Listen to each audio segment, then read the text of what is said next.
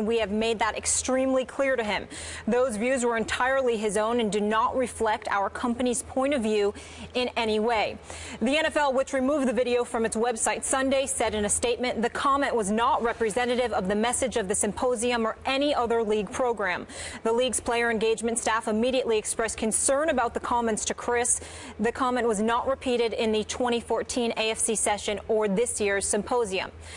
Cris tweeting this apology last night. Seeing that video has made me realize how wrong I was. I was brought there to educate young people, and instead I gave them very bad advice. Every person should take responsibility for his own actions. I'm sorry, and I truly regret what I said that day. Stephen A., what's your reaction to CC's comments? Well, my first reaction was incredible disappointment because upon seeing it for the first time yesterday, meaning seeing the story, hearing what had happened, without even seeing the video, just reading it alone, I picked up the phone and called Cris, and the first words out of my mouth is, "What the hell were you thinking?" I couldn't believe that he had uttered those words at the symposium and that he made the mistake that he made. He was incredibly contrite and acknowledged that, you know what, it was a poor choice of words. It was something that should have never come out of his mouth. He was making a point and he was joking around when he said that part of it, but he understands upon seeing the video how it looked. And then he was just incredibly contrite. And on that level, you know, as a guy that's known him for years and, you know, taking him at his word, being a friend of his, I understand. And you know, I forgive him. I mean, not that it's for me to forgive, because who the hell am I? But I will say to you that he did appear incredibly contrite. It was incredibly unwise for him to say. You don't sit there and give the impression that it's okay for anybody to have a fall guy in any capacity. That's simply something that you can't say. It's not something that should ever come out of his mouth. As real as some people in the hood and beyond may want to acknowledge that that statement is. The fact is that any responsible adult has to know better than that. And Cris Carter made a mistake. There is no denying that. There's no defending it. It is what it is. He was wrong. He apologized. And ESPN was absolutely right to take the position that it has taken, because consistent with Walt Disney, the fact is it is not something that we condone nor tolerate in any way. As a company, the company is incredibly consistent when it comes to that. Whether we like it or not, that's the bottom line. The NFL, however, Skip Bayless, is an entirely different matter altogether. Now, I am a person that is a fan of the NFL, not just the players, not just the game, but the league and the league office. Do I always agree with their decisions? Absolutely not. Do I tend to disagree from time to time? Absolutely. But I'm somebody that has come to the defense of Roger Goodell on numerous occasions. I think that a lot of things that folks ultimately try to attach to him in terms of responsibility, I have been on the record on numerous occasions saying that Roger Goodell has gotten a bad rap, that a lot of times culpability and responsibility needs to be placed on the actual perpetrators as opposed to people finding a reason to blame Roger Goodell. In this particular situation, however, I must step back and look at our commissioner and look at the league office and say, really, guys, was that statement that you made really necessary in terms of how quickly you put it out there? Cris Carter is somebody that you have had speaking to rookies at the symposium for 20 years. For the last 10 years, he is the guy that has given the closing remarks to these players because of his past history with substance abuse, because of the trials and tribulations he endured, because of the issues that he's willing to bring to the forefront, really putting his soul out there for those to just simply spectate and view and what have you, just throwing himself out on Front Street. Cris Carter's history has been about trying to help young people, trying to make sure that they understand right from wrong, that they understand that there are things that you can't do, that they are understanding that there are things that you have to guard yourself against. The NFL validates this for the past 20 years by literally asking him and compensating him to come and speak on their behalf. This is what Cris Carter told me yesterday in terms of their because I asked him, was he compensated? He said, yeah, they've been compensating me for years. And he left it at that. My point to you, Skip, is that you have reached out to him in the most hard cases, whether it's the Pac-Man Jones, it is Randy Moss in the past, whether it's Ray Rice, Greg Hardy, and Alden Smith, the list goes on and on. You've reached out to Cris Carter to be a guiding voice on these things. And the second this goes down, before he has a chance to pass gas, you're trying to disassociate yourself from this?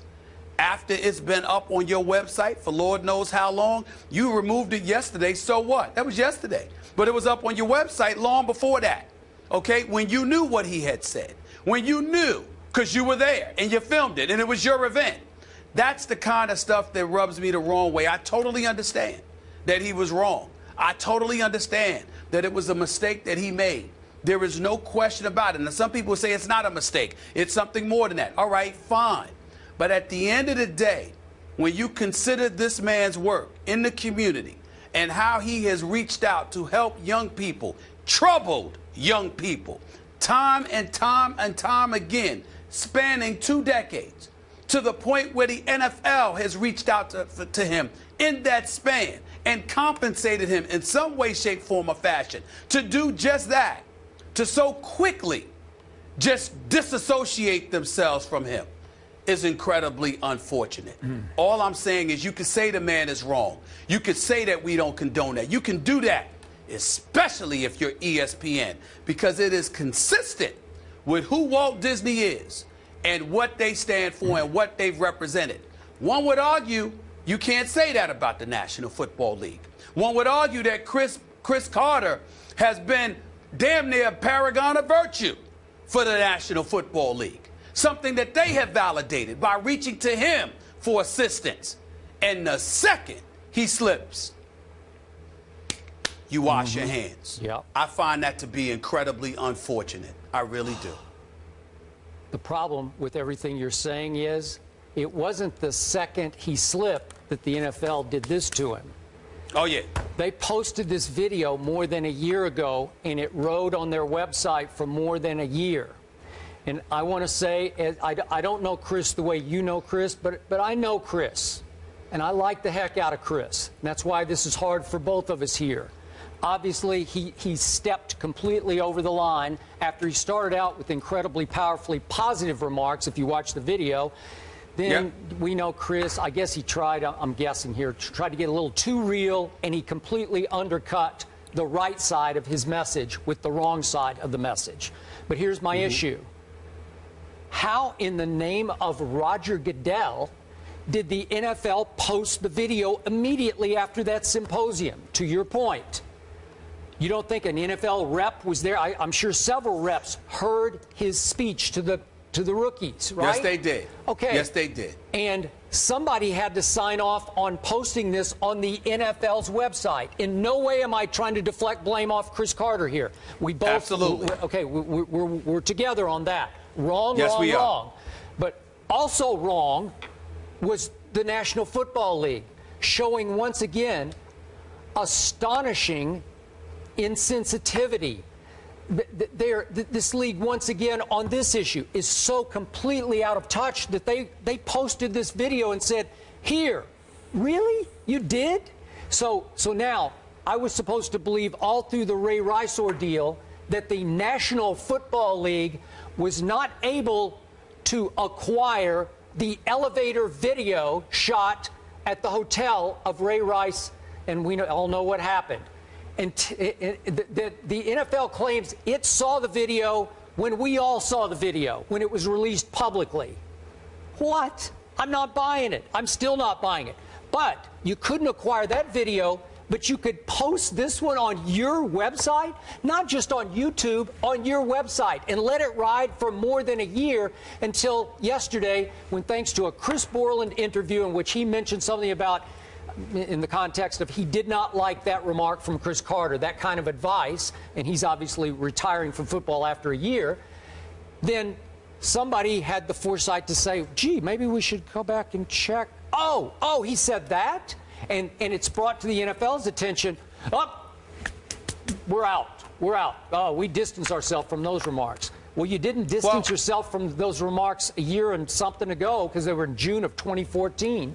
Really? It was June of 2014, and they're quick to say that he didn't utter those remarks in you know, the following year, whatever. My point is that means you brought him back again, didn't you? Which means you didn't really have much of a problem with them. So let's take a moment to pause and ask the rhetorical question of why you didn't have a problem with them. Because you understand that overall, his message, not on that particular day pertaining to that particular issue, but for the most part, his messages over years, over decades, has resonated, not just because of his life story, but because of his presentation, his delivery, and his relatability to the individuals you may have coming into the league. Now, if we're going to be real, and this is one of the reasons why I was even hesitant to broach this subject, because, Skip, I got to tell you something. One of the things that I'm getting tired about in this profession is that there's a level of rawness and realness that we can't seem to bring. And if you can't bring it, then a lot of people better ask themselves this question: what the hell's the sense in talking if you can't be real? Here's the real with this Cris Carter situation. That particular comment was wrong and irresponsible. There is no way that should have come out of his mouth. But it is a scintilla compared to the overlying message that he has religiously delivered and presented over decades, to one class after another, to one NFL player after another, to one culture consistently after another. This guy is in a position, and the reason why they asked him to do it is because his experiences and his presentation and delivery gives him a relatability to the incoming individuals that others may not have. And yes, Cris Carter's message didn't necessarily relate to Chris Borland and his experiences. Unfortunately, I'm going to repeat this. Unfortunately, it related to some other dudes coming into the league. And that's what Cris Carter was trying to do. I can't defend him choosing to say that, and he knows that. He knows it's indefensible. Damn well can't do something like that. No question. But for the NFL to sit there and to wash its hands like that, essentially throwing him under the bus, I find that incredibly, incredibly disappointing. I really, really do. They're not Walt Disney. The NFL is not Walt Disney. Hopefully the NFL can turn this into a positive and spin it forward. Maybe everybody can find a designated driver in their crew moving forward. That could be the message. Coming up, Terrell Suggs welcomed back Sam Bradford to football with a nice hit. Was it dirty, though? We'll get into that coming up. Plus, it's always a good week when you start with friend of the show, Lil Wayne, in the building. Check out all of today's topics by going to Instagram right now and check out our rundown. And he'll be with us